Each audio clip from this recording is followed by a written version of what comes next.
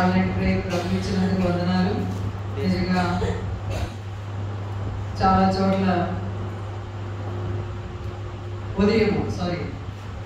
సాయంత్రం 7 గంటల నుంచి ఉదయం 5 గంటల దాకా ప్రార్థనలోనే ఉంటారు. అది ఆన్లైన్ ప్రేయర్. 5 గంటల 6 గంటలు. కాకినాడ కోసం ప్రేయర్లు అయితే సాయంత్రం 7 గంటలు స్టార్ట్ అవుతుంది, ఉదయం 6 గంటల వరకు అనమాట.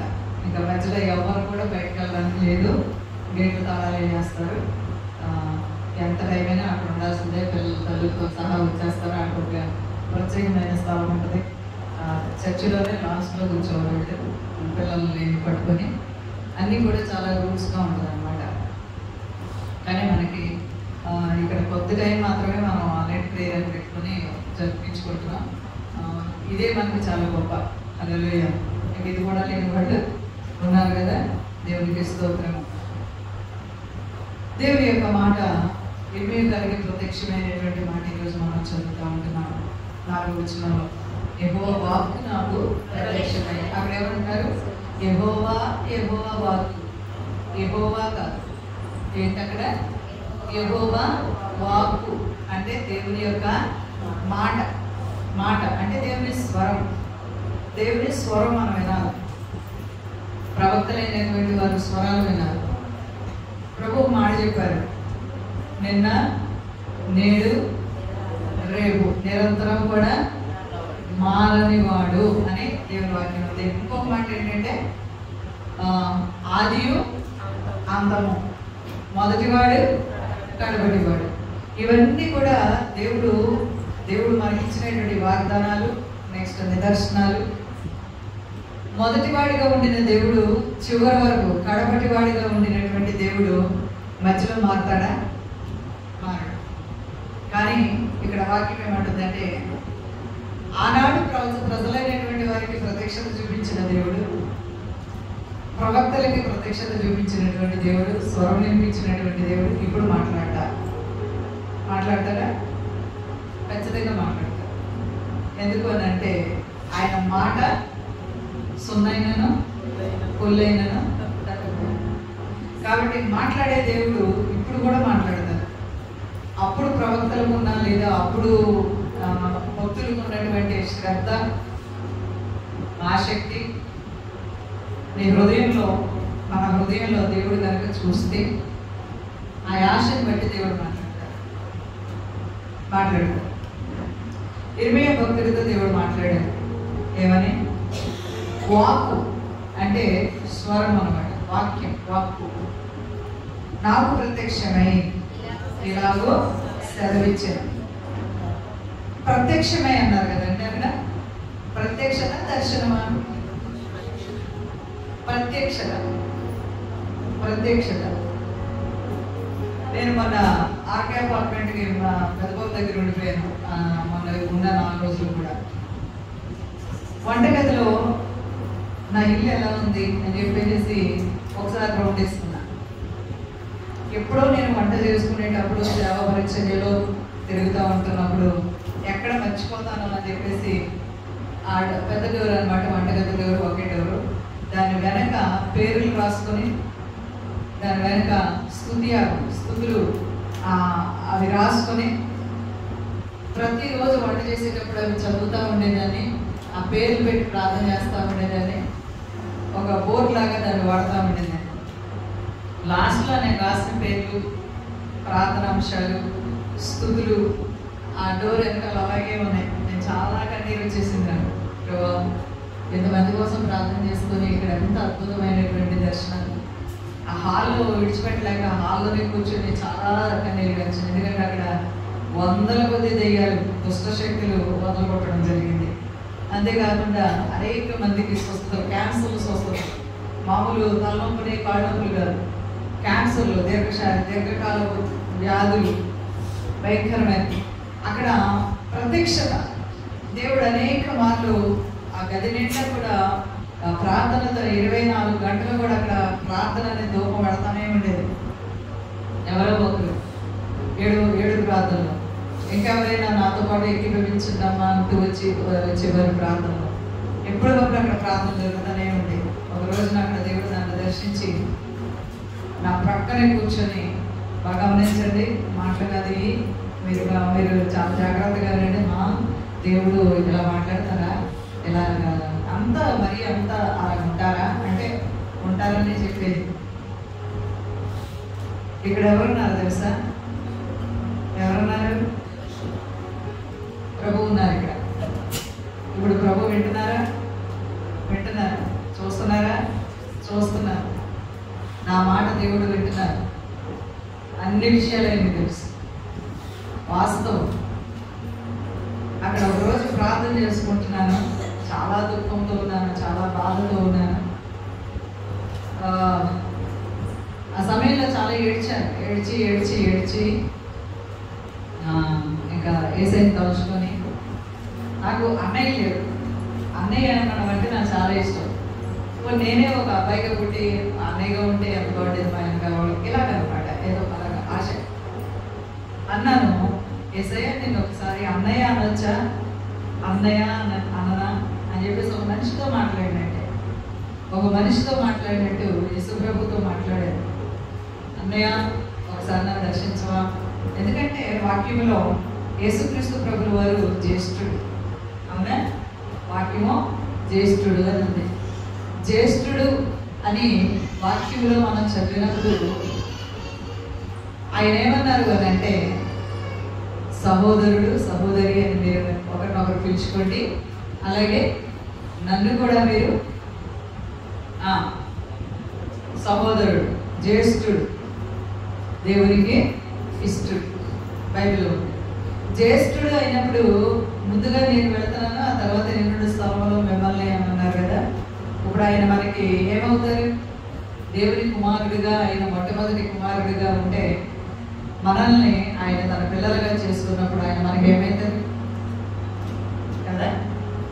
మనము సహోదరుడిగా, తండ్రిగా, రక్షకుడిగా, బంధువుడిగా, స్నేహితుడిగా, అన్ని విధాలుగా కూడా ఆయన మనం దేవుడు ఫ్రెండ్గా, అన్ని విధాలుగా కూడా ఆయన్ని మనము తీసుకోవాలి. ఇంకా విషయం చెప్పాలంటే ప్రియుడిగా. ఎందుకంటే పరమగీతాల్లో ఏమని రాస్తుంది?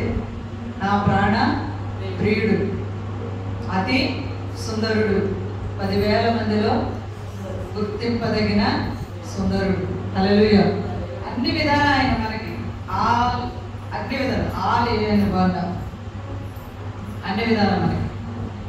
అదే రీతిలో ప్రార్థన చేసుకొని వేదనతో, భారముతో, బాధతో ప్రార్థన చేసుకుని యాదాలాభంగా ప్రభువా అన్నయ్య నాకు అన్నయానాలను ఉంది, ఒక్కసారి నన్ను దర్శించవా, మాట్లాడవా అంటూ యాదృచ్ఛికంగా మాట్లాడారు.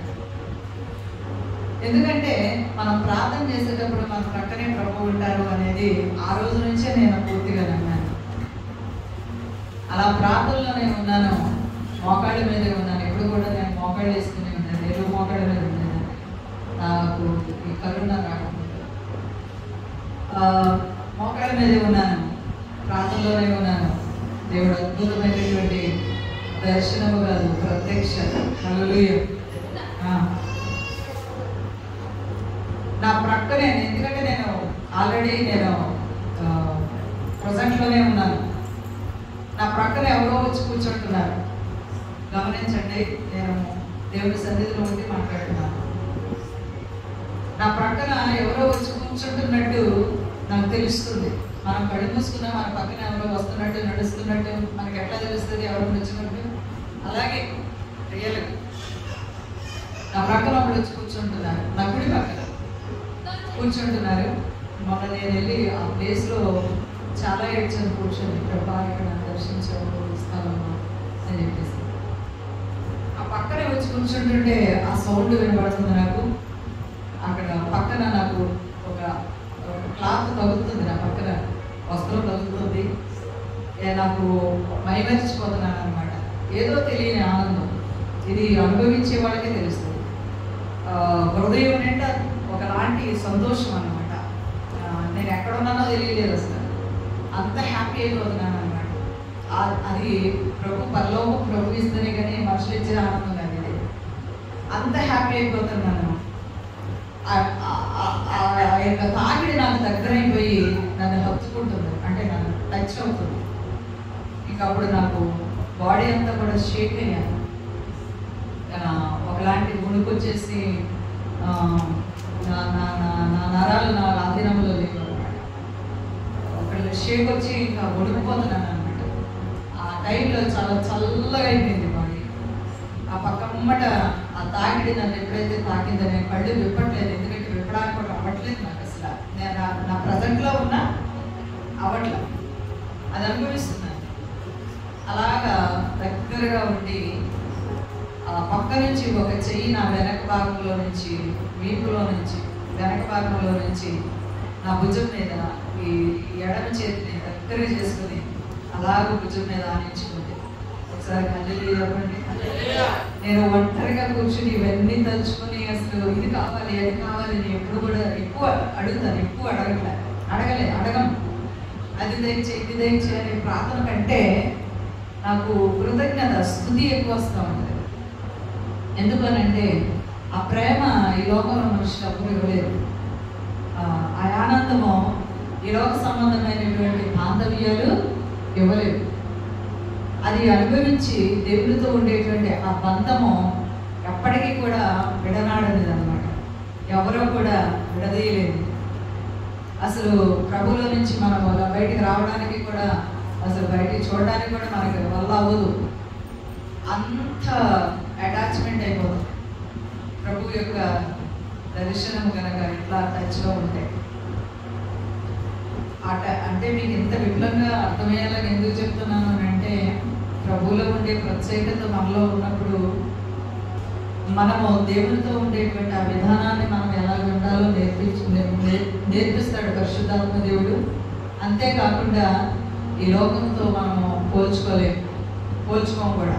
ఈ లోకాన్ని మనం లెక్క చేయవలసిన అవసరం కూడా లేదు. ఏదైనా ప్రభుతో సహాయం కొరకు అడగడమే. ఆ అనుభవాన్ని దేవుడు ఇస్తాడు అనమాట. అలాగా దగ్గరగా తీసుకొని, ఇది రియల్గానండి, దర్శనం కాదు, ఆ టచ్ నేను అనుభవించాను కాబట్టి చెప్తున్నాను. అలా దగ్గరగా తీసుకుని తల దగ్గరగా వేసుకుని ఆయన భుజాల మీదకి ఇలా ఉంచుకొని ఆ చెయ్యి నా తల మీదకి వచ్చింది, నా చెవుల మీద పడింది. ఇలా ఉంచి తల మీద భుజం మీదకి ఇలా ఉంచినప్పుడు అద్భుతమైన ఒక సువాసన నేను అనుభవించాను. సువాసన. అప్పుడు నా చెవి దగ్గర ఒక స్వరం వస్తుంది. మాట్లాడుతున్నారు ప్రభు. ఫస్ట్ నా కుమార్తె ఎలిజబెత్. ఈ పేరు నేను చాలా ఇష్టం, నాకు చాలా ఎక్కువ. ఎవరికి నేను ఈ పేరు పెట్టను, ఎందుకంటే అది నాకే సొంతం అనుకుంటాను. ప్రభు నోటి నుండి వచ్చింది, నా కుమార్తె ఎలిజబెత్, నిన్ను నేను ప్రేమిస్తున్నాను అని చెప్పి, ఇంకా నా జీవితంలో ఏమైతే జరగబోయేవి, ఏవైతే నేను చేయాలి, ఏవైతే నేను ఎదుర్కోవాలి, అవన్నీ కూడా ఇప్పుడు జరుగుతున్నాయి కాబట్టి నేను ధైర్యం అడగబోతున్నాను. ఎందుకంటే నా ప్రభు ముందుగానే చెప్పారు. అప్పటికి నేను ఇంకా ఇక్కడికి రాలా. ప్రార్థనలో కనిపెట్టేది నాదే, సేవ విషయం అనేసి. అప్పుడు మాట్లాడి ఆ తర్వాత నుంచి ఆయన యొక్క వాక్కును బయలుపరుస్తూ, మాట్లాడుతూ, నడిపిస్తూ, ఇది చాలా టైం నేను ఈ అనుభవాలు నేను చెప్పగలను. ప్రభుత్వం అంత దగ్గరగా ఉంటారు. మాట నేను ఎందుకు చెప్తున్నాను తెలుసా? ఇర్మియా గారితో దేవుడు మాట్లాడిన దేవుడు మనతో కూడా మాట్లాడతారు. హల్లెలూయా. మనకు అన్ని సమృద్ధిగా ఉండి ఏ బాధ బందీ లేనప్పుడు ఏ భారం ఉండదు, అంత ప్రార్థన ఉండదు, అంత ఆలోచన ఉండదు, అంత భక్తి కూడా ఉండదు. మనకి ఏదో ఒకటి ప్రభుకు దగ్గరగా ఉండేటువంటి కొన్ని పరిస్థితులు ఆయనే పర్మిషన్ ఇచ్చి దగ్గర చేస్తూ ఉంటున్నప్పుడు అందులో నుంచి పారిపోకూడదు. చాలామంది పారిపోయి పడిపోతున్నారు. నిలబడాలని దేవుడు చెప్తున్నది. జయించువాడే కూడా ఏంటి జయించేది? ఏం జయించాలి? ఈ లోకంలో వచ్చేవన్నీ జయించాలి. నేను మాట్లాడను, నేను ఎలా ఉండాలి, అలా ఉండాలి. చాలా వరకు చెప్పాలి అని అంటే మనం ఎవరూ కూడా మాట పడాలని మనకేమో ఉండదు కదా. ఇంకో విషయం, సమస్యలు అన్నీ సమృద్ధిగా ఉండవు కదా మన ఇంట్లో. ఏదో ఒకటి తక్కువైతేనే ఉంటుంది, ఏదో సమస్యలు వస్తూనే ఉంటాయి, ఏదో ఒక ఆర్థికంగా పరిస్థితులు ప్రతి ఒక్కరిలోనూ ఉంటాయి. యేసు ప్రభువుని అనుకుంటే అన్ని మూటగట్టి ముందెడతాడు అనుకుంటున్నారా దేవుడు? అన్నీ అనుభవించాలి, అన్నిట్లోనూ జయించుకుంటూ ముందుకెళ్ళాలి. అవన్నీ నేర్పిస్తాడు దేవుడు, అవన్నీ నేర్పిస్తాడు. మన దగ్గరికి ఒక ఆవిడ ప్రార్థన వచ్చింది. అదంటే ప్రార్థన ఎవరో ఆవిడ వస్తుందని నాకు తెలియదు. కానీ ఆ 2 రోజుల క్రితము నాకు కాలు సిరలు దమనులు అని ఉంటాయి మన బాడీలో. సిరలు దమనులు తెలుసా? మీకు ఒకసారి సైన్స్ క్లాస్ తీసుకుంటాను, ఖగోళ శాస్త్రం సైన్స్ క్లాస్ తీసుకుంటాను, చెప్తాను కదా. సిరలు దమనులు అని మన శరీరంలో ఉంటాయి, నరాలు కాదు, నరాలు. ఈ సిరలు దమనులు అంటే ఏంటంటే గ్రీన్గా పచ్చగా ఒక నరం ఉంటుంది, పొంగిపోయినట్టు ఒక నరము ఉంటుంది. నిద్రపోయి హల్లెలూయా చెప్పండి. పొంగిన నరాలు ఎలా ఉంటాయి అన్నమాట. ఇప్పుడు ఉన్నాయంటే మనకి ఇలా అన్నప్పుడు నాకు తొందరగా కనపడవు, కానీ ఇలా కనుక్కోండి సార్, ఇలా కనుక్కోండి. 5 ఏళ్ళకి 5 లైన్స్ ఉంటాయి, 5 నరాలు. ఓకేనా? 5 లైన్స్ ఉంటాయి, 5 నరాలు. వాటి పైన గ్రీన్ పచ్చగాను ఇంకొంచెం దాని పక్క మీద ఉంటుంది అనమాట. ఎలా వచ్చేది అలాంటి అలా అయిపోతుంది. ఒకసారి చూసుకోండి మీరు. ఎక్కడ కాదు, ఎక్కడ ఎలా అంటే ఇలా వస్తుంది, అలాంటి అలా. నాడులు, దమనులు, సిరలు. ఓకేనా? సరే, ఈ స్టోరీ ఎంత చెప్తున్నానంటే రేపు పొద్దున్న అడుగుతాను దమనులు సిరలు అంటే ఇవన్నీ మాకు ఏమంటారు ఉంటారు. ఈ సిరలు దమనులు ఏవైతే ఉన్నాయో మన అరికాల కాడ నుంచి మొత్తం బాడీ అంతా కూడా ఉంది, మొత్తం అంతా ఉంటాయి బాడీ. వీటి లెక్కలేదన్నమాట. కొన్ని వేలు ఉన్నాయి. అయితే అనుకోకుండా నాకు ఆవిడ వచ్చే 2-3 రోజుల క్రితం ఈ బ్యాక్ సైడ్, ఈ కింద మోకాలి బ్యాక్ సైడ్ ఉంటుంది కదా, కింద ఈ బ్యాక్ సైడ్ పొంగిపోయి ఎంతెంత లావైపోయి పాములు తిరిగి చూడు, అలా మెలికలుగా తిరిగి బయటికి ఇలా పొంగిపోయి వచ్చేసి చేతికి ఇలా తగిలేస్తాయి. అమ్మో ఇదేంటి ఎలా ఉంది అని అనుకుని ప్రభా ఇదేంటి ఎలాగొచ్చి స్వస్థపరచు అంటున్నాను. అప్పుడు పరిశుద్ధాత్మ దేవుడు అంటున్నారు, ఎలాంటి ఒక వ్యక్తిని నీ దగ్గరకు తీసుకొస్తున్నాను, ప్రార్థన చేయన్నారు. నాకు తెలియదు అసలు ఈ విషయం. ఆ తర్వాత 2 రోజులు 3 రోజులు అనుకుంటా మన జెస్సీ ఆవిడ తీసుకొచ్చింది. ఆవిడ బాగాలేదు, తను చాలా ప్రాబ్లం తోటి వేడి నీళ్ళతోటి పనిచేసేదంట. చల్లనీళ్ళు ముట్టుకుంటే ఆవిడ నరాలు పనిచేయబడ్డ. నెక్స్ట్ సాక్స్ వేసుకొని డ్యూటీకి వెళ్ళేదంట. చాలా ప్రాబ్లం పడిందని చెప్పింది ఆవిడ. అసలు అసలు సమస్య లేదు, ఇది బాగోవు అనుకునే ఒక తీర్మానంలో వచ్చేసింది. అలాంటిది ఇక్కడికి వచ్చిన తర్వాత ప్రార్థన చేసిన తర్వాత వెంటనే ఆవిడికి స్వస్థత వచ్చి నెక్స్ట్ నడిచి సాక్స్ లేకుండా వెళ్ళడం, వేడి నీళ్ళు తీసేసి చల్లనీళ్ళతో పనులు చేసుకోవడం అలాంటి చేస్తానని చెప్పారు ఆవిడ. ఇలాగ ఎందుకు చూపిస్తాడు దేవుడు అని అంటే చూపిస్తాడు. ఒక్కొక్క విషయంలో ఒక్కొక్క అనుభవాలు దేవుడు ఇస్తారు అన్నమాట. ఇలా నేను చాలా చూశాను. ఒక వ్యక్తి వస్తున్నారని ప్రభు ముందుగా చెప్తారు. ఇలా ఉండడానికి గల కారణం ఏంటిది అని అంటే, ప్రభు మనల్ని ఈ మెట్టులో నుంచి, ఇక్కడ నుంచి ఒక్కొక్క మెట్టు అలా పైకి తీసుకెళ్ళాలని చూస్తారు దేవుడు. ఫస్ట్ మెట్టు ఎక్కినప్పుడు మనకి హెల్ప్ చేస్తారు, సెకండ్ మెట్టు ఎక్కినప్పుడు హెల్ప్ చేస్తారు, థర్డ్ మెట్టు ఎక్కినప్పుడు హెల్ప్ చేస్తారు, ఫోర్త్ మెట్టు ఎక్కినప్పుడు హెల్ప్ చేస్తారు. ఆ తర్వాత నా వెనకంలో రాంటాడు. అసమాటికి కూడా మనకి అనుభవం లేకుండా ఇప్పుడు మనం చిన్న బిడ్డలు చేపట్టుకుని ఎలాగైతే నడిపిస్తూ నడిచి కొంచెం అలా వదిలేసిన తర్వాత నడక నేర్చుకుంటాం. అలాగే ప్రభుతో నడవడం నేర్పిస్తాడు దేవుడు మనకి. ఆ నడిచేటప్పుడే సమస్య వస్తుంది, బాధ వస్తుంది, కష్టం వస్తుంది, వ్యతిరేకతలు వస్తాయి, వ్యతిరేకులు వస్తాయి, నానా వార్తలు వస్తాయి మన మీదకి. అయినప్పటికీ కూడా మన ముందు ఉండేది ప్రభు అనేది మనకు ఒక ఆ అనుభవం మనకు ఉంటే కనుక పరిశుద్ధాత్మ దేవుడు ఒక ఉన్నతమైనటువంటి ఒక స్థితిని దేవుడు మనకి ఇస్తాడు. హల్లెలూయా. అది ప్రభు యొక్క ఆయన మాట, అంతే, ఆయన మాట. అది మనం ఏం చేయాలి అంటే ఆస్వాదించాలి.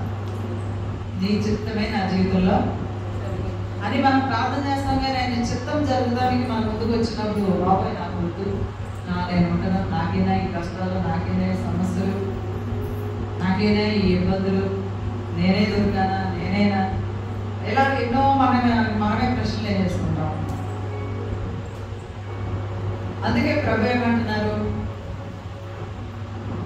అంతము వరకు ఈ లోకంలో మనం వెళ్ళేదంతా జయించుకుంటానే, అంతే తప్ప మనకన్నీ అనుకూలం అనేది జరగడం అనేది జరగదు. చాలా వరకు ప్రభువులో తప్ప, ప్రభువుతో సహాయం తప్ప. కాబట్టి దేవుడు మనకి నేర్పిస్తూ ఉంటాడు. ఇప్పుడు చదవండి, 26వ మొట్టమొదటి అధ్యాయంలో మనం వచ్చిన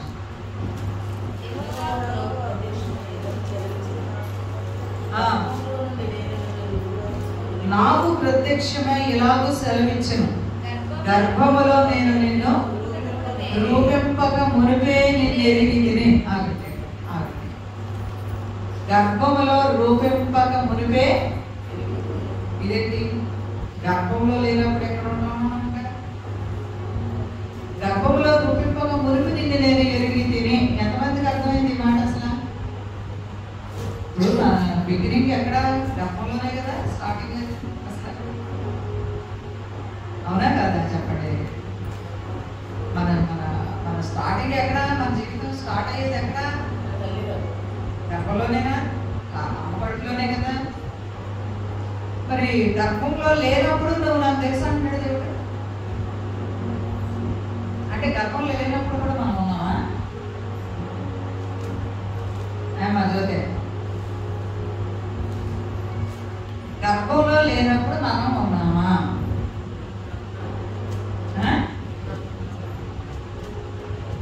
ఎక్కడున్నాం? వాక్యాన్ని మనం చాలా క్షుణ్ణంగా పరిశీలించి చూసినప్పుడు అసలు అర్థం తెలుసా? వాక్యాలు అర్థం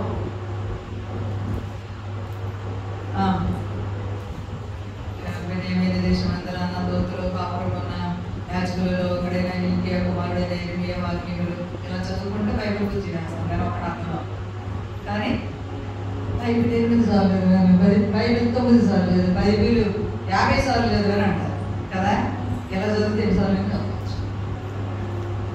కానీ చదివేటప్పుడు బ్రేక్లు అడిపోతూ ఉంటాయి. అర్థం కాక చాలా చాలా అసలు తొందరగా పేజీ తిరగడం అయిపోతుంది అనిపిస్తూ ఉంటుంది అన్నమాట. తొందరగా ఒక పేజీ రోజు 3 గంటలు 4 గంటలు ఓ పారాగ్రాఫ్ అవుతుంది. నాకైతే ఓ పారాగ్రాఫ్ అవుతుంది. అంటే పారాగ్రాఫ్ అంటే ఏంటి? పారాగ్రాఫ్ అంటే పేజీయా? సగమా? ఏం చదువుతున్నావు? ఏం చదువుతున్నారు మీరు? పారాగ్రాఫ్ అంటే ఏంటి? సగమా?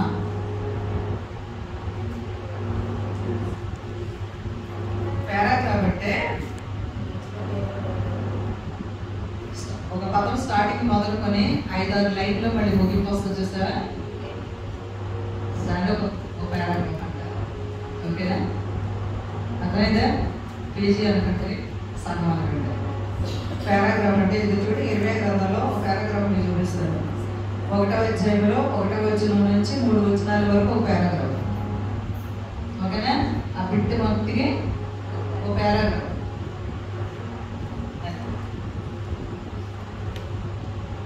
దేవుని యొక్క మాట ఇక్కడ, నేను నిన్ను రూపింపక మునుపు, గర్భములో నేను నిన్ను రూపింపక మునిపే నిన్ను ఎరిగితిని, నీవు గర్భము నుండి బయలుపడక మునిపే నేను నిన్ను ప్రతిష్ఠించుకుని. ప్రతిష్ఠత తల్లి గర్భంలో నుంచి బయట పడక మునిపే అంటే గర్భంలో ఎవరేసారు అన్నట్టు. ఇప్పుడు మనల్ని గర్భంలో వేసింది ఎవరు? మనం ఒకళ్ళైనా అందరినైనా కదా? అందరినీ తల్లి గర్భంలో వేసింది దేవుడే, ఆయనే, తండ్రి అయిన దేవుడే. ఇప్పుడు మనల్ని పూర్తిగా తల్లి గర్భంలో వేసింది స్టార్టింగ్ మొదలుకొని మన జీవితాన్ని చూడకుండా ఉంటాడు అనుకుంటున్నారా? చూస్తారా? చూడకుండా ఉంటాడా? చూస్తారు. అందుకే ఆయన చూస్తున్నారు అనేటువంటి ఒక గ్రహింపు అనేది మనకి ఉంటే ఆయన చాలా సంతోషిస్తారు. ఎందుకంటే నా బిడ్డ నేను ఉన్నానని గ్రహించుకున్నాడు, భయపడుతున్నాడు అనేది ఆయనకి చాలా హ్యాపీ. ఆయన హ్యాపీ అయితే మనకు వచ్చేది చాలా బాగుంటుంది. హల్లెలూయా. ఆయన ఇచ్చి నేను ప్రతిష్ఠించి తిని. ప్రతిష్టత వేరండి. ప్రతిష్టత అంటే ప్రత్యేకత అన్నమాట. ప్రత్యేకత, ఈ ప్రత్యేకత ప్రభువిస్తేనే కానీ మన వల్ల అయ్యే పనులు కాదు. ఈ ప్రత్యేకత ప్రభు మాత్రమే ఇవ్వాలి. ఈ ప్రత్యేకత కనుక లేకపోతే, దేవుడు కనుక ప్రతిష్ఠించుకోకపోతే మన ప్రయత్నాలు కానీ, మన భక్తి కానీ, మనం చేసేది వేస్ట్. దేవుడికి స్తోత్రం. హల్లెలూయా. దేవుడు నాతో మాట్లాడిన ఒక మాట మీతో చెప్తాను. నిన్ను నేను ఏర్పరచుకున్నాను, పేరు పెట్టి నేను పిలిచి ఉన్నాను, నీవు నా సొత్తు. నేను నీకు ఒక ప్రత్యేకమైన మార్గాన్ని ఇస్తున్నాను. నీ పితరులకు ఉన్న శాపములన్నిటినీ కూడా నిన్ను బట్టి వాటిని తొలగించి ఆశీర్వాదాలుగా చేస్తున్నాను. దేవుడు మాట్లాడి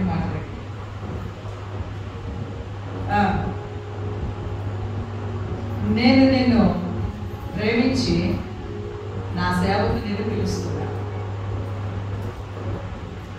ఈ లోకము వద్దు, నన్ను నీవు వెంబడించు. అప్పుడు ఉద్యోగ విషయంలో రైల్వేలో జాబ్ ఇక నేను జాయిన్ అవ్వడానికి సిద్ధంగా ఉన్నా. అర్థమైందండి.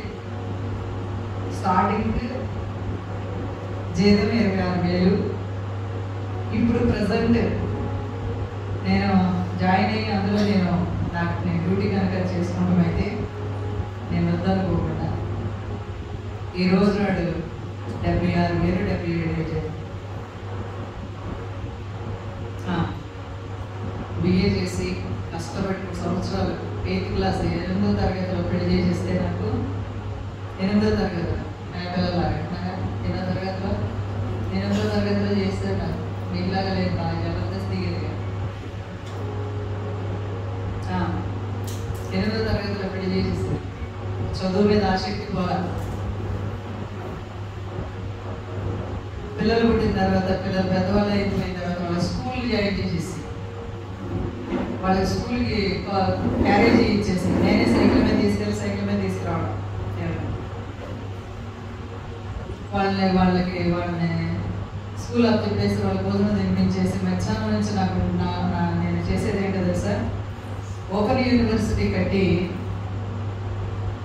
First year, second year, third year 3 సంవత్సరాలు కూడా నేను కష్టపడి చదివాను. చాలా కష్టపడ్డాను. కష్టపడి చదువుకున్నది ఎందుకు అనుకుంటున్నారు? ఉద్యోగం చేయాలి. దానికి కొన్ని కారణాలు. ఎలాగైతేనేమి నాకు చదివే ఇష్టం, ఎంత మీద పడి నాన్న కష్టాలు పడి చదువుకున్నాను. ఆ రాత్రి పగలు పూర్తి చేశాను, బిఏ పూర్తి చేశాను. రైల్వేలో జాబులు పడుతున్నాయి అని చెప్పేసి చూసుకొని వార్తలు చూసుకొని అప్లై చేసుకున్నాను. ఇంటర్వ్యూ సికింద్రాబాద్ వచ్చింది. సికింద్రాబాద్లో నేను ఇంటర్వ్యూకి అటెండ్ అయ్యాను. అక్కడ అన్ని కొలతల్లోనూ అన్నీ కూడా రన్నింగ్, సైక్లింగ్, బరువెత్తడాలు, హైట్, చెస్ట్ అన్నిట్లోనూ ఓకే. అన్నిట్లోనూ ఓకే. అంతే, నెల రోజులు నాకు జాయినింగ్ ఆర్డర్ వచ్చింది. అవధానం పోకుండా రైల్వే ఉద్యోగాన్ని వద్దంటే దేవుడు నేను సేవలు పిలిస్తే వచ్చిందాన్ని. మధ్యలేక రాలేదు, పెళ్ళలేక రాలేదు. ఈరోజు నాడు 76,000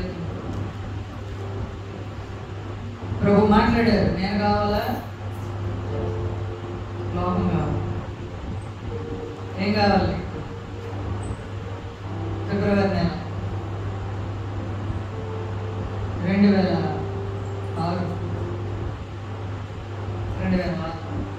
ఫిబ్రవరి. నేను కావాలా? ఉద్యోగం కావాలా? తెలుసుకో. స్వరము ఇక్కడ విన్నారా? చదివారా? యెహోవా వాక్కు, యెహోవా వాక్కు ప్రత్యక్షమై, అది అనుభవాలన్నమాట. ఏం కావాలి? ఆ విజయ్ కుమార్ పాస్టర్ గారి దగ్గరికి వెళ్ళి నాకు దేవుడు రాత్రి ఇలా మాట్లాడాడు, నాకు ఈ స్వరం వచ్చింది. రాత్రి సార్ పొద్దునే ఉదయకాలం ప్రార్థన, 4 గంటలకు ప్రార్థన, పొద్దుటే. ఆయన ఒకే మాట చెప్పారు, ఉద్యోగం గురించి నేను ఆలోచించుకున్నాను. ప్రభు నేను సేవలో పిలుస్తున్నాను. నేను సేవ 2-3 మధ్యలో ఉంటే నా కాలు తడబడుతుంది. అంత పెరిగిదాన్ని నేను. ఎవరి మధ్యలో నన్ను మాట్లాడాలంటే మాట్లాడరాదు సరిగ్గా, ఎందుకంటే తడబడిపోయేదాన్ని. అంత పెరిగిదాన్ని. తుందురోళ్ళు అంటారు చూసారా? తొందరగా తుందురోళ్ళు అంటారు. నలుగురు మధ్యలో వెళ్ళి అడిగితే తుండిపోయి, ఎందుకంటే శక్తి లేక కాదు, నేను లేక. ఇప్పుడు అర్థం ఉంటారు, పిల్లలంతా తెలుగు ఉంటారు, అప్పుడు అలా కాదు. అంత పెరిగిదాన్ని. అటువంటిది నేను సేవ, నేను మాట్లాడడం, నేనా అనుకుని పక్కన పెట్టేశాను మాట. అలా నేను చాలా శోధించబడ్డాను. చెప్పాలంటే చాలా భయంకరమైన శోధనలు అనుభవించాను. ఆ తర్వాత మళ్ళా దేవుడు ఏంటి నీ శోధనలు ఏంటి అని చెప్పేసి అన్నప్పుడు ఫాస్టింగ్ ప్రేయర్ చేసుకుని అనుభవ జ్ఞానం చెప్పారు. అప్పటి నుంచి స్టార్ట్ చేశారు ఫాస్టింగ్ ప్రేయర్స్. అప్పటి నుంచి దేవుడు మాట్లాడడం స్టార్ట్ చేశారు. అప్పుడు సేవ ఎక్కడికి వెళ్ళాలి, ఏం చేయాలి అనేది ఎలమెల్లి చూపించారు. వంటగా ఈ ఊరే చూపించారు. కాదు కానీ ఇంకొకరు చూపించు, అది చెప్ప చూసి ఇది కాదు కానీ పేపర్ మొక్కడు ఇంకోటి అంటారు సార్. ఆ టైంలో అన్నాను అనమాట. కానీ వాక్యంలో ఒక మాట ఉంది, దేవుని యొక్క మాట ఒకేసారి మాట్లాడతారు. ఆ మాట ఇంకా మార్పు అనేది, నువ్వు ఎన్ని దేశాలు తిరిగిరా అదే మాట మీద ఉంటాడు దేవుడు. హల్లెలూయా. నువ్వు ఎక్కడ తప్పించుకునే వెళ్ళు, ఎక్కడికి వెళ్ళి లాక్కొచ్చి ఆయన ఏదైతే ఉద్దేశించి ఉన్నారో ఆ ఉద్దేశాన్ని నెరవేరుస్తాడు. హల్లెలూయా. దేవుని యొక్క ప్రత్యక్షత అనేది తన యందు కనిపెట్టుకునేటువంటి వారి విషయంలో దేవుడు మాట్లాడతారు. హల్లెలూయా, మాట్లాడతారు. ఈరోజు ఎంతమంది ఫాస్టింగ్ ఉన్నారో నాకు తెలియదు, కానీ ఈరోజు మీకు ఫాస్టింగ్ ఉండి ప్రేయర్ చేసుకుంటే కనుక ఇప్పుడు మనం ఈ బ్రేక్ అయినాక ఈ కేక్ ముక్కలు తిన్నాక టీ లేదు, ఇక్కడ కేకులు తిన్నాక మళ్ళీ ప్రార్థనలో కూర్చోండి. ఈ ప్రార్థనలలో దేవుడు మిమ్మల్ని దర్శించబోతున్నారు. హల్లెలూయా, దర్శిస్తారు. మీరు పట్టుదలగా అడగండి. నన్ను దర్శించు ప్రభా, నాతో మాట్లాడు, నన్ను దర్శించు, నాతో మాట్లాడు, నాకు కనబడు ఒకసారి ప్రభా, నీ ప్రత్యక్షత నాకు ఒకసారి తెలియజేయి ప్రభా, నన్ను దర్శించు ప్రభా అంటే తప్పకుండా ఆయన దర్శిస్తారు. హల్లెలూయా. దర్శించేది ఎందుకంటే ఆయన మాట్లాడతానని చెప్పారు. హెచ్కేల్ గారు 2వ అధ్యాయం ఫస్ట్ నుంచి. హెచ్కేల్ గారు 2వ అధ్యాయం ఫస్ట్ నుంచి. నరపుత్రుడా, నీవు చక్కగా నిలబడు, నేను నీతో మాట్లాడవలసి ఉన్నది. హల్లెలూయా. ఎప్పుడు మాట్లాడతానంటారు? నరపుత్రుడా, నువ్వు చక్కగా నిలబడు. చక్కగా నిలబడడం అంటే ఏంటి? సరి చేసుకోవడం. సరి చేసుకోవడం. నరపుత్రుడా, నీవు చక్కగా నిలబడు. ఆ సరి చేసుకోవడం అనేది దేవుడు మనకి ప్రార్థన ద్వారానే చేస్తారు. మనం ఎక్కువగా ప్రార్థన చేసుకుంటే మనలో ఉన్నటువంటి దేవుడికి ఏదైతే వ్యతిరేకంగా వచ్చినాయో అవి పరిశుద్ధాత్మ దేవుడు మనల్ని ఖచ్చితంగా చూపిస్తాడు. వాటిని మనం ఏం చేయాలంటే ఒప్పుకొని విడిచిపెట్టాలి. ఒప్పుకొని మళ్ళీ అదే చేయడం, ఒప్పుకొని మళ్ళీ అదే చేయడం, ఒప్పుకొని మళ్ళీ అదే చేయడం, అది దేవుడికి ఇష్టం కాదు. అక్కడ ఏమంటున్నారంటే, నరపుత్రుడా, నీవు చక్కగా నిలబడు, నేను నీతో మాట్లాడవలనని ఆయన నాతో మాట్లాడినప్పుడు ఎవరు వచ్చారు? ప్రభు మాట్లాడితే ఎవరు వచ్చారు? దేవుడు మాట్లాడారంట. ఆయన నాతో మాట్లాడినప్పుడు, అంటే దేవుడు మాట్లాడినప్పుడు ఎవరు వచ్చారు? పరిశుద్ధాత్మ దేవుడు ఆది నుండి ఉన్నారు. హల్లెలూయా. ఆత్మ నాలోనికి వచ్చినప్పుడు నన్ను నిలవబెట్టి నన్ను నిలవబెట్టాను. అప్పుడు నాతో మాట్లాడిన వాని స్వరమును వింటిని. ఇందాకేమో వాక్కు వచ్చింది, ఆయన మాట వచ్చింది, ఇప్పుడు స్వరం వింటున్నాను అంటున్నారు. ఇందాక అది అది దర్శనం కావచ్చు, ఇప్పుడు డైరెక్ట్గా స్వరం వస్తుంది అనమాట. పరిశుద్ధాత్మ దేవుడు ఉంటే తప్పకుండా స్వరం వస్తుంది. హల్లెలూయా. పరిశుద్ధాత్మ లేనిటువంటి వారు స్వరం రాదండి అని అంటే అది వాడికి తెలియదు కనుక అంటారు. పరిశుద్ధాత్మ దేవుడు వారిలో లేరు కనుక వాళ్ళకి అర్థం తెలియదు. పరిశుద్ధాత్మ దేవుడు కనుక నీలో ఉంటే దేవుని స్వరము వస్తుంది, వింటావు. హల్లెలూయా. మెయిన్ దీనికోసం మనం ఎక్కువగా ప్రార్థన చేసుకోవాలి. వ్యక్తిగతంగా ఎక్కువగా దేవుడితో వ్యక్తిగతంగానే ప్రార్థన చేసుకోవాలి. ఆయన దగ్గర కూర్చున్నప్పుడు ఇంకా ఒకటి మన బ్యాక్ మన వెనక జీవితం, మనం ఎంత కష్టపడ్డామో, దేవుడి దగ్గర ఎంతగా మనం మనవి చేసుకున్నాము, దేవుడు మనల్ని ఎంత తొందరగా ప్రేమించి ఆయన దగ్గరికి ఎంత చక్కగా చేర్చుకున్నారు, మనల్ని ఎంత ప్రేమించి మనకు ఒక ప్రత్యేకత దేవుడు ఇచ్చి ఉన్నారు. ఈ లోకంలో ఎన్ని వచ్చినప్పటికీ కూడా ఆయన ప్రేమ మనకి దూరం చేయకుండా, మనుషులు దూరంగా ఉన్న దేవుడు మాత్రం నేను అలాంటి వాళ్ళని కాదమ్మా, నా బిడ్డవే అని చెప్పేసి ఆయన ప్రేమ ఎక్కడ తక్కువ చేయట్లేదు. హల్లెలూయా. ఏ విధంగానైనా సరే ఆయన మన దగ్గరగానే ఉంటారు. ఇంకా కొంచెం అనుభవంలోకి ముందుకెళ్ళి ప్రార్థనలో కొంచెం డీప్గా వెళితే ఆయన మాట్లాడతారు. హల్లెలూయా. ఆయన మాట్లాడితే ధైర్యం, ఆయన మాట్లాడితే శక్తి, ఆయన మాట్లాడితే జీవితానికి ఒక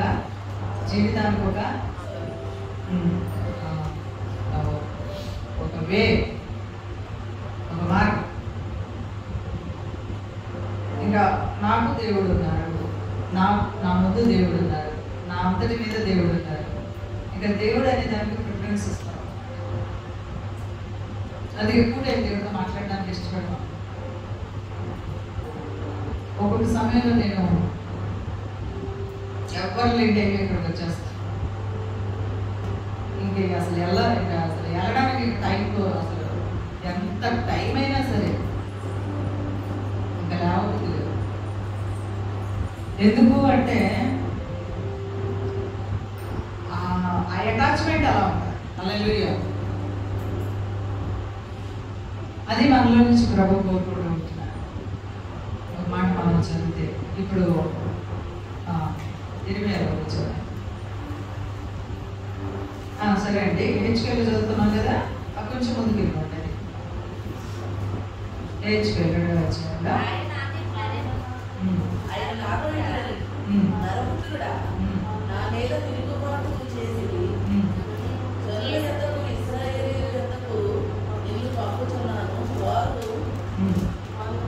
చూడండి, ఇక్కడేమో దేవుడు ఏమన్నారు అంటే, నరపుత్రుడా నువ్వు చక్కగా నిలబడు, నేను నీతో మాట్లాడాలి అని అన్నారు.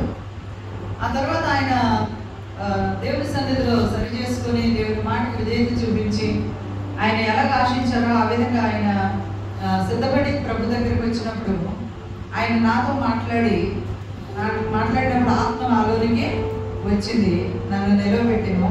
అప్పుడు నాతో మాట్లాడిన వారి స్వరమును వింటిని. నాతో మాట్లాడిన వారి స్వరమును వింటిని. ఎవరిదా స్వరము?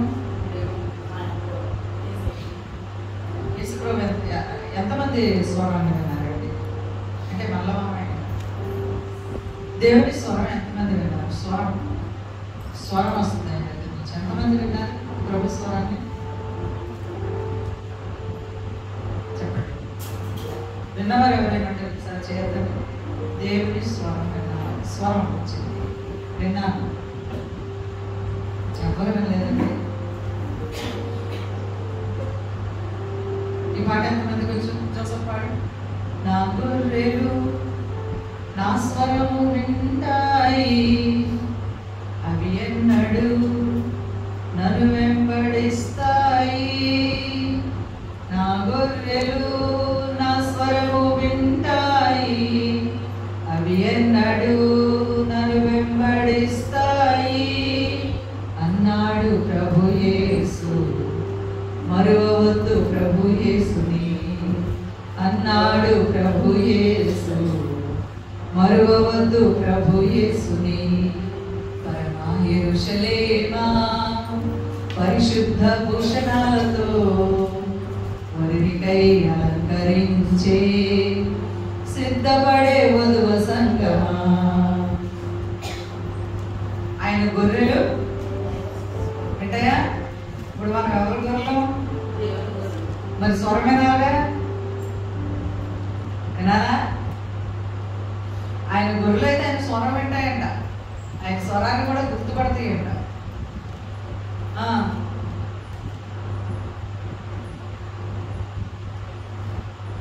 మరి స్వరం వినకపోతే దేవుడు బిడ్డలని మనం అనిపించుకోలేము. మరి వినాలి, స్వరం రావాలి అంటే ఖచ్చితంగా మనం ఆసక్తి లేకపోతే వినలేం. లోకాన్ని ఎదిరించకపోతే వినలేం, జయించకపోతే వినలేం. అవ్వ కావాలి పువ్వ కావాలి అంటే అవ్వదు. ఏదో ఒక దాని మీద బేస్ అయిపోతాం. అట ఇట అనే దాన్ని బట్టి దేవుడు మనల్ని కొలుస్తున్నాడు. ఉంటే నువ్వు అటన్నా ఉండు, లేకపోతే ఇటన్నా ఉండు అంటాడు. అందుకని నీతో నేను మాట్లాడాలి అని అన్నప్పుడు నాతో మాట్లాడిన వాని స్వరమును నేను వింటిని. నరపుత్రుడా, నా మీద తిరుగుబాటు చేసిన జనుల యొద్దకు ఇశ్రాయేలీయుల యొద్దకు నేను పంపుచున్నాను. వారును వారి పితరులను నేటి వరకును నా మీద తిరుగుబాటు చేసిన వారు సిగ్గుమాలిన వారును కఠిన హృదయులనై ఉన్నారు. వారి యొద్దకు నేను నిన్ను పంపుచున్నాను. వారు తిరుగుబాటు చేయువారు కనుక వారు వినినను వినకపోయినను తమ మధ్య ప్రవక్త ఉన్నాడని వారు తెలుసుకున్నట్లు ప్రభువు యెహోవా ఇలాగ సెలవిచ్చుచున్నాడని నీవు వారికి ప్రకటింపవలెను. విన్నా వినకపోయినా అంట, కఠినులంట. కఠినల మధ్య పంపిస్తున్నాను. ఇంకో మాట అంటున్నారు 4వ వచనంలో. ప్రభు కూడా తిడతారా అండి? ప్రభు కూడా తిడతారా? తిడతారా ఏమ్మా? ప్రేమతో ప్రభు తిడతారా? తిట్టరు కదా. అసలు ప్రభు అసలు ఏమన్నారు? తిట్టరు, ప్రేమిస్తారు కదా. ఆ పక్కనే ఉంది 4వ వచనం చదవండి.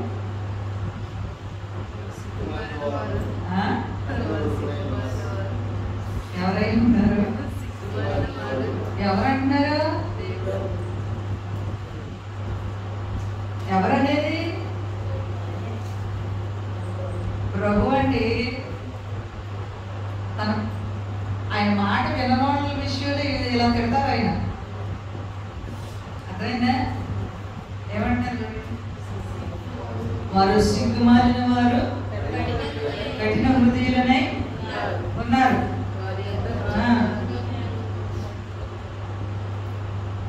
5వ వచనం నుంచి చదవండి. నరపుత్రుడా, బ్రహ్మదండి చెట్లలోను ముండ్ల తుప్పలలోను తిరుగుచున్నావు. బ్రహ్మదండి చెట్లు ఎంతమంది తెలుసు?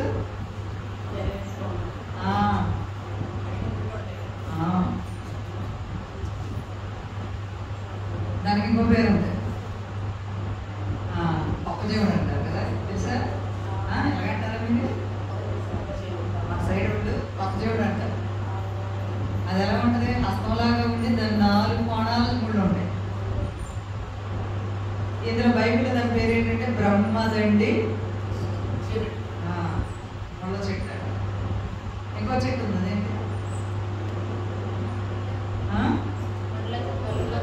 బ్రహ్మదండి చెట్లలోను ముండ్ల తొప్పలలోను తిరుగుచున్నాం. నిజమైనటువంటి దేవుడి బిడ్డల విషయంలో ఈ లోకం అలాంటిది అనమాట. బ్రహ్మదండి చెట్లు, ముండ్ల తొప్పలు. మనుషులే చెట్లు అంటే చెట్లు కాదు, తుప్పలంటే తుప్పలు కాదు. తుప్పల్లాంటి ముళ్ళలాంటి మనుషులు. యేసు ప్రభులో కరెక్ట్గా నువ్వు నడిచావంటే, ప్రభు దగ్గరలో నువ్వు జీవించావంటే, ప్రభు ప్రేమ నువ్వు కావాలని కోరుకున్నావంటే ఇలాంటి ముళ్ళు ఇలాంటివన్నీ పుచ్చుకుంటానే ఉంటాయి. అర్థమైందండి? పుచ్చుకుంటానే ఉంటాయి. అసలు ఆయనే చెప్పారు, అందులోనే ఉన్నావు నువ్వు అంటున్నాడు. అర్థమైందా? ఇంకో మాట ఉంటాను చూడండి. ఏంటి మధ్య? తేళ్ల మధ్య. తేళ్ళు. మా ఇంట్లో చివరి గదిలో తేలికి వచ్చిందో తెలియదు. తేలి మంటగా పంట తెలుసు కదండి. అయ్యో చదువు అప్పుడే స్నానం చేసి బయటకు వచ్చి టవల్తో తుడుచుకుంటున్నాడు. కరెంట్ పోయింది. కరెంట్ పోతే ఏమంటారు, మనకి ఇది ఉంది కదా, ఏమంటారు అది అంటే లైట్ వేసుకోలేదు అన్నట్టు. ఆయన బయటకు వచ్చేసారు టవల్ తోటి. బయట హాల్లో చూసుకుంటున్నాను. నేను గబగబా లోపలికి వెళ్ళి, నాకేం పని, దేనికో పని వచ్చి లోపలికి వెళ్ళాను. ఏదో నేనేదో తీసుకోవడం. ఆ గోడ వారమంటే కుర్చీలాగా కనబడుతుంది నల్లగా. Bed light okay. ఆ కాల్తో తన్నాలని చూసాను. మళ్ళీ ఏమనుకున్నానంటే ఇలా కాలేలో పెట్టి మళ్ళీ వెనక్కి తీసి టబ్లేదు తీసుకున్నాను అనమాట. మళ్ళీ ఉత్తరం వచ్చి లైట్ వేసాను అనమాట. నా బట్టలు సరిగా కనపడక ఏదో తీసుకోగా ఏదో తీసుకో లైట్ వేసి చూస్తే తోక ఎలాగంటుంది. ఎక్కడ? గోడ వారమాట. బాత్రూమ్కి వెళ్ళే వారం అనమాట. అమ్మో ఇదేంటి అని చెప్పేసి దగ్గరికి వెళ్ళి చూస్తే అది పంటగా ఒక నల్లగా ఉందండి. ఎందుకంటే అమ్మో అని చెప్పేసి వెంటనే అది ఎలా వచ్చిందో తెలియదు. అందుకే పక్కన శుభ్రంగా ఉంచుకోవడం. సరే, తేళ్ల మధ్య. తేళ్ల మధ్య అంటే తేలికి ఏముంటుంది? కొండవే కదా. తేలి స్వభావం ఏంటంటే పుణ్యంతో కొడుతున్నారు. దానికి అదే స్వభావం. తేడ లాంటి మనుషులు అన్నమాట. తేడ లాంటి మనుషు స్వభావాలు పుడతానే ఉంటారు. వీళ్ళు మాట్లాడితే హృదయం అంతా బాధ వేదన వస్తూ ఉంటారు. తేడ లాంటి మనుషులు. ఇంకా తేళ్ల మధ్య నివసించుచున్నావు. అయినను ఆ జనులకు భయపడకుమో, వారి మాటలకు భయపడకుమో, వారు తిరుగుబాటు చేయవారు వారికి భయపడకుమో, వారు తిరుగుబాటు చేయవారు కనుక వారు వినను వినకపోయినను నేను సెలవించిన మాట నీవు వారికి తెలియజేయమో. నరపుత్రుడా, వారు తిరుగుబాటు చేసినట్లు నీవు చేయక వారు చేసినట్లు, ఇది మనకి బాగా ఇంపార్టెంట్, వారు చేసినట్లు నువ్వు చేయొద్దు అంటున్నాడు. అంటే ఏంటి? మనం ఎవరమని అంటున్నాడు దేవుడు? మనం ఎవరమైంది మాట చెప్తున్నారు?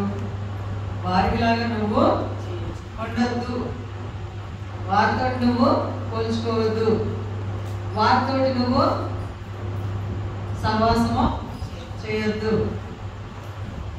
వారి వల్లే నువ్వు ఉండక. అంటే వాళ్ళ స్వభావాలు ఎలా ఉంటాయి అనేది పైన మనం చదివేశాం. మనకి హెచ్చరిస్తూ ఉంటున్నాడు. మనమంటే ఆయన పిల్లలైన వారికి.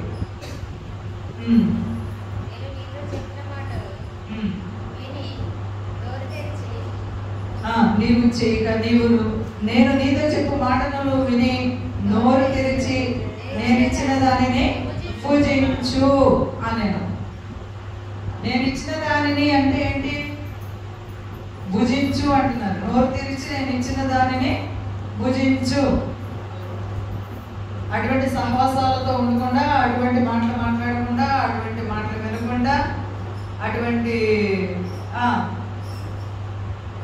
తిరుగుబాటు చేయకుండా, పైన ఏమైతే ఉన్నాయో అటువంటి రీతిలో నువ్వు ఉండకుండా నేను ఇచ్చి దానిని నీవు భుజించు. ఆయన ఏమిచ్చారు మనకి? ఏమిచ్చారు? దేవుని యొక్క వాక్యం అనే ఆహారాన్ని మనకి భుజించడం అంటే తినడమే కదా. నీ మాటలు నాకు దొరకగా నేను వాటిని భుజించి తిని అన్నారు ప్రవక్త. ఎవరైనా అమ్మా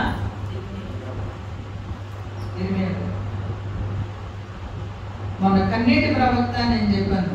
ఎవరైనా కన్నీటి ప్రవక్త బైబిల్ గ్రంథంలో కాదు. ఇంకెవరైనా చెప్తారా? ఆయన పేరే కన్నీటి ప్రవక్త. బైబిల్ గ్రంథంలో ఆయనే. మీకు ఒక క్లూ ఇస్తా. ఆయన బయటకు వచ్చి ఏ వీధిలో ఎంటర్ అయ్యారంటే ఇంకా వీధిలో వాళ్ళందరూ భయపడిపోతారు. భయపడిపోయి తప్పించుకుంటారు. హల్లెలూయా. కన్నీటి ప్రవక్త, భయపెట్టే ప్రవక్త. ఆయన దగ్గర శుభాలు అన్నీ కూడా వార్తలు అందించడమే. ఆయన బయటకు వచ్చాడు అని అంటే ఎవరింటిగా మోస్తున్నాడు అంటే దడ. ఆయన మనుషులు నన్ను ఎలాగంటున్నారు, నన్ను అలాగంటున్నారు అని సేవ చేయడం మానేశాడు. ఆయన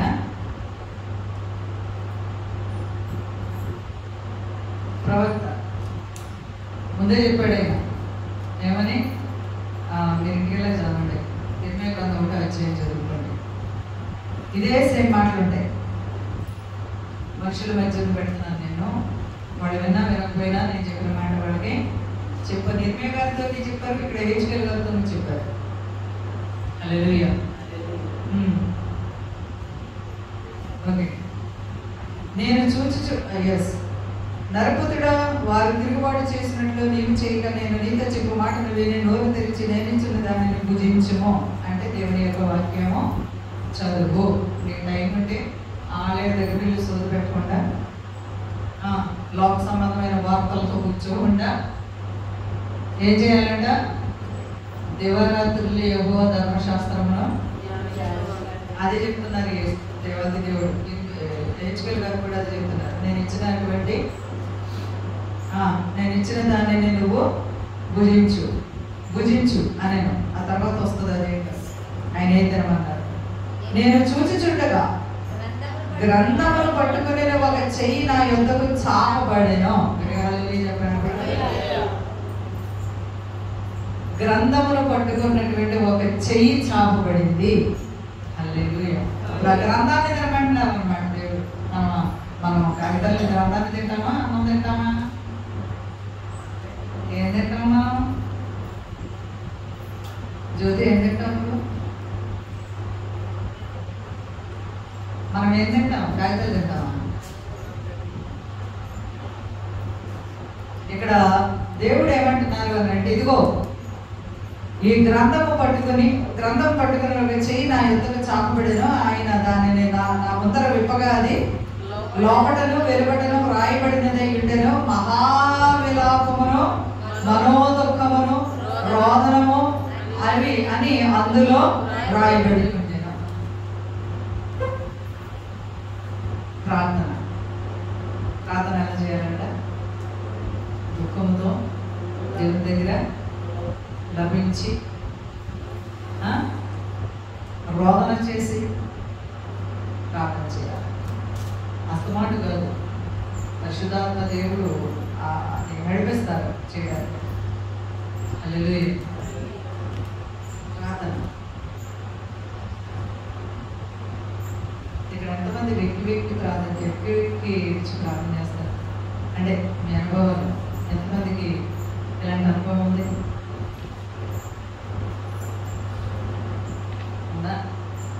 ఎక్కిపడి ప్రార్థన అందరిలో ఒక్కడే ఉన్నాం. ఎప్పుడైనా చేశారా అమ్మా? చేశారా? ఎక్కిపడి ఏడ్చి ప్రార్థన ఎవరైనా చేశారా? బానే కదా. అంత ఎక్కిపడి ఏడ్చేటంత నా బాధ ఏంటి? అంతేనా? మరి ఏ బాధ ఉందని ఎక్కిపడి ఏడ్చి ప్రార్థన చేశాడు?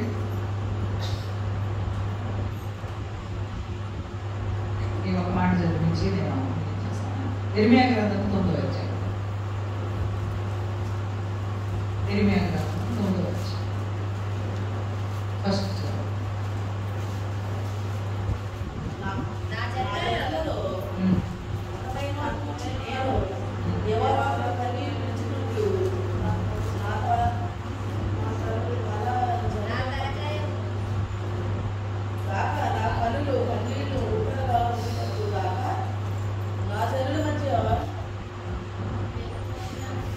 లైట్ దగ్గర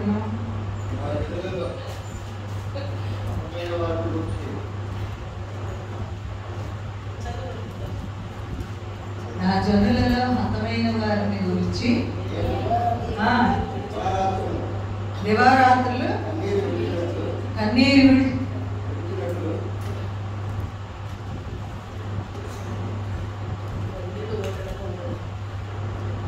లైట్ దగ్గర ఎక్కువ చెప్పలేకపోతున్నాం.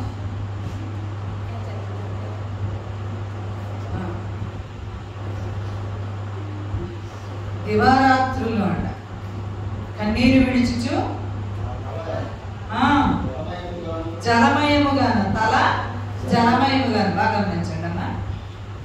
ఎక్కువగా ప్రార్థన చేసినప్పుడు, ఎక్కువ కన్నీరు కాచినప్పుడు ఎక్కువ ముక్కులో నుంచి వాటర్ చేస్తామంటే అవునా? ప్రార్థన విషయం మాట్లాడుతున్నాను, వేరేగా కాదు. వేరేగా ఎవరన్నా ఏదైనా అంటే ఏడుపు వచ్చేసేసి అది కాదు. ఆ ముక్కులో నుంచి వచ్చే నీళ్ళు లేదు. ప్రార్థనలో కూర్చుని ప్రార్థన చేస్తూ ఉంటున్నప్పుడు కన్నీళ్ళు దారగా వచ్చేసినప్పుడు ముక్కులో నుంచి కూడా వాటర్ వస్తాయి. తెలుసా మీకు ఈ విషయం కదా? ముక్కులో నుంచి వాటర్ వస్తాయి. అదే కంటిన్యూగా అలా ప్రార్థన చేసుకుంటూ ముందుకెళ్ళిపోయి 1-2 గంటలు అలా ఏడ్చి ప్రార్థన చేసుకుంటున్నప్పుడు నీ తల ఎలా ఉంటుంది తెలుసా? ఎలా ఉంటుంది? బరువుగా, నీరు వచ్చేసినట్టుగా, మొహం అంతా కూడా నీరు పట్టేసినట్టుగా ఉంటుందా? తెలుసా మీకు ఈ విషయం? ఏముంటుంది? మాట మారిపోతుంది, అవునా? స్వరం మారిపోతుంది, గొంతు మారిపోతుంది, కళ్ళు మారిపోతాయి. ఇలా చేయడం వల్ల తలలో ఉన్నటువంటి మెదడులో ఉన్నటువంటి మెదడు నరాల్లో ఉన్నటువంటి ఎఫెక్ట్ అంతా బయటకు వచ్చింది. చాలా హెల్తీగా ఉంటుంది. ఇది కూడా దేవుడు మనకి చాలా అద్భుతంగా మనకి దీవెనకరంగానే ప్రార్థన చేయడం కూడా ఇచ్చాడు. హల్లెలూయా.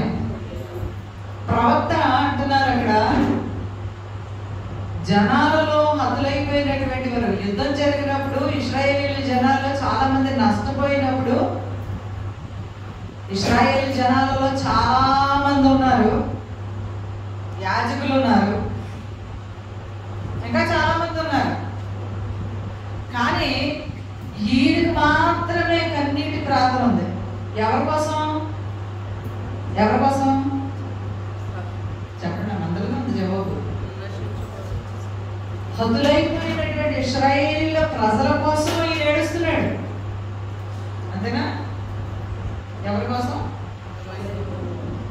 మన గ్రామంలో ఎవరైనా సరే యేసు ప్రభు లేకోకుండా నశించిపోతే, ఒకవేళ పోతే, లేదా సూసైడ్ చేసుకుంటారు చాలా మంది. అలా పోతే ఎంతమంది కన్నీరు కార్చి ప్రార్థన చేస్తున్నారు? ఆ భారం ఎంతమంది తెలుస్తుంది? ఇశ్రాయేలీయుల ప్రజల నిమిత్తమై యిర్మీయాకి భారం వచ్చినట్టుగా, అయ్యో నా ప్రజలలో వదిలైపోయినటువంటి వారి విషయంలో కన్నీరు విడిచి తలంటే ఏమైపోయిందంట? జలమయముగా, కన్నులు కన్నీటి ఓటగా, కన్నీటి ప్రార్థన, కన్నీటి ప్రవక్త అన్నమాట ఆయన. ఏడుపు ప్రవక్త అంట. ఆ భారంతో అలా చేయాలని ప్రభు చెప్పేది. నశించిపోతున్న వారి విషయంలో అలాగే భారం కలిగి ప్రార్థన చేయాలి. ఆ ఆత్మ ఏమైపోద్ది అనేటువంటి ఒక భారం ఉండాలి. ఆ ఆత్మ నశించిపోతే ఎలాగా, నరకానికి పోతే ఎలాగా, యేసు ప్రభు లేకపోతే నరకమే, అంతే. ఇంకా రెండు చాయిస్ లేదు.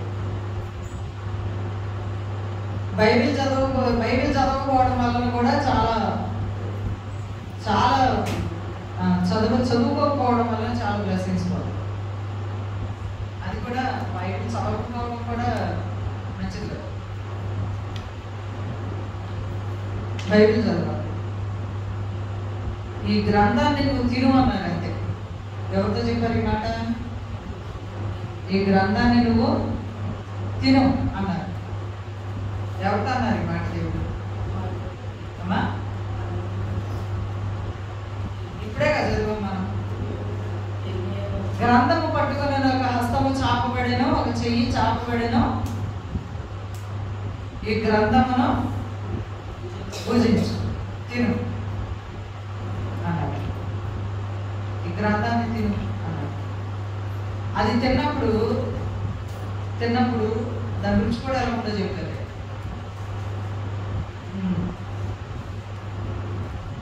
అదేంటి గ్రంథాన్ని హెచ్కేతో చెప్పారు, తిను. పాముల మధ్యకి, తేగ మధ్యకి వ్యతిరేకంగా ఉండేటువంటి తిరుగుబాటు చేసే జనాల మధ్యకి ఏంటన్నారు అది బ్రహ్మదండి చెట్ల మధ్యకి, ముళ్ళ పొదల మధ్యకి నేను పంపిస్తున్నాను. వాళ్ళ మధ్యన నువ్వు నివాసం చేస్తావు, వాళ్ళ మధ్యన నువ్వు నివాసం చేస్తావు కాబట్టి ఇదిగో నేను నీకు గ్రంథం ఇస్తున్నాను. హల్లెలూయా చెప్తున్నాను. నేను నీకు గ్రంథము ఇస్తాను, ఇది తినాలి నువ్వు. హల్లెలూయా చెప్తామా?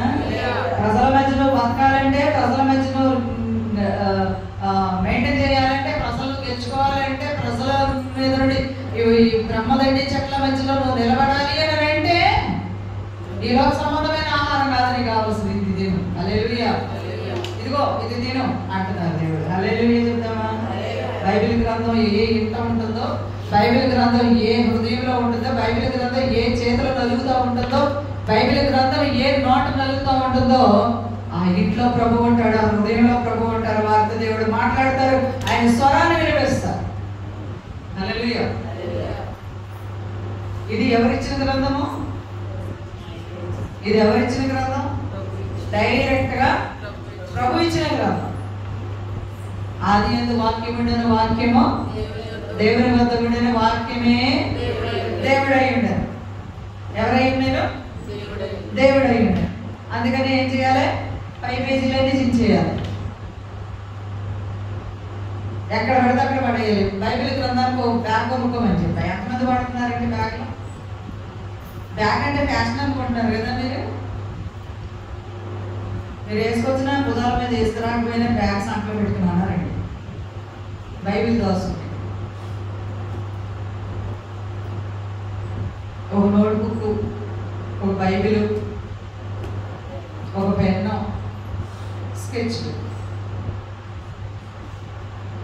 మీ బ్యాగ్లో ఉండాల్సిన సామాన్. ఆ తర్వాత ఎక్సెట్రా తాళం, చీతలు, బిస్కెట్ ప్యాకెట్లు అయిన తర్వాత మెయిన్ ఇవి ఉండాలి. హల్లెలూయా. ఎక్కడికి వెళ్ళినా మోసుకెళ్ళాలి. హల్లెలూయా. ఎక్కడికి వెళ్ళినా నీ దగ్గర ఉండిపోవాలి. హల్లెలూయా. ఎక్కడికి వెళ్ళినా నువ్వు మోసుకెళ్ళాలి. ఎక్కడికి వెళ్ళినా నాతో కూడా వస్తారు. హల్లెలూయా. మోసుకుని వెళ్తాను. దేవునికి స్తోత్రం. కాబట్టి ప్రభువు వాక్యంలో ఉన్నటువంటి శక్తి మనం పట్టుకుంటే కనుక మాట్లాడతారు ఆయన. హల్లెలూయా. మాట్లాడతారు. నా గొర్రెలు నా స్వరాన్ని వింటాయి. ఇంటికి వెళ్ళాక యోహాను సువార్త 10వ అధ్యాయంలో ఆ గొర్రెలు తెలుపుతాడు. ఎవరి గొర్రెలు కాదు, బయట నుంచి వచ్చిన గొర్రెలు ఉంటాయంట, ద్వారాల గుండా వచ్చే గొర్రెలు ఉంటాయంట, దొడ్డిదారులు వచ్చే గొర్రెలు ఉంటాయంట. వీటన్నిటికీ ఒక చోట తెచ్చేసి తీర్పు తీరుస్తాడంట. చివరికి నిలబడే గొర్రెలు ఎవరు తెలుసా? ద్వారము గుండా తలెత్తుకొని వచ్చిన గొర్రెలంట. హల్లెలూయా. ద్వార పాలకుడు పంపిస్తాడంట వాటిని. హల్లెలూయా. ద్వార పాలకుడు అంటే కాపలా ఆయన, అక్కడ ఉండేటటువంటి ఆయన గొర్రెలు అటెండెన్స్ చేసుకొని లోపలికి వస్తాయంట. ఆ గొర్రెలేనంట వస్తున్నాయి. కొన్ని గొర్రెలంట ఇతన్ని కప్పుకొని అలా వచ్చి అందులో దూకుతాయంట. ఎలా వచ్చింది లేదు, దొడ్డిదారులు వచ్చేసాలే అనుకుంటే అక్కడ ప్రధాన కాపరి సపరేట్ చేస్తారు. అది యోహాను సువార్త 10వ అధ్యాయంలో స్పష్టంగా రాసిపెట్టాడు దేవుడు. మనం ఏ గొర్రెగా ఉన్నాం అనేది మనకి తెలుసుకోవాలి. తన ఆత్మ జీవితం. హల్లెలూయా. ఇంకా ముగించన్న వాళ్ళు గట్టిగా హల్లెలూయా.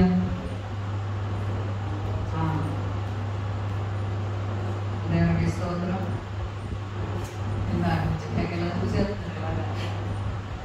టీవీలు 2 దాకా కూడా కొన్ని ఇళ్ళలోకి వినపడతా ఉంటాయి తెలుసా? మీరెందుకు అంతసేపు టైం అంత మీకు ఎలా తెలుస్తుందని మీరు అనొచ్చు. రాత్రి 2 గంటలకు బయటకు వచ్చాను నేను. హల్లెలూయా. 2 గంటలకు బయటకు వచ్చాను. ఈ కుక్క పిల్ల వస్తూ ఉంటుంటే దాన్ని నిప్పి 2 గంటల టైంకి ఆ రోడ్డు మీద తిప్పాను. ఎవరన్నా బయటకు వచ్చారంటే ఉండాలి. ఎవరు లేరు, నేను ఒక్కదానే తిరుగుతున్నాను. హల్లెలూయా. దేవుడి వాక్యం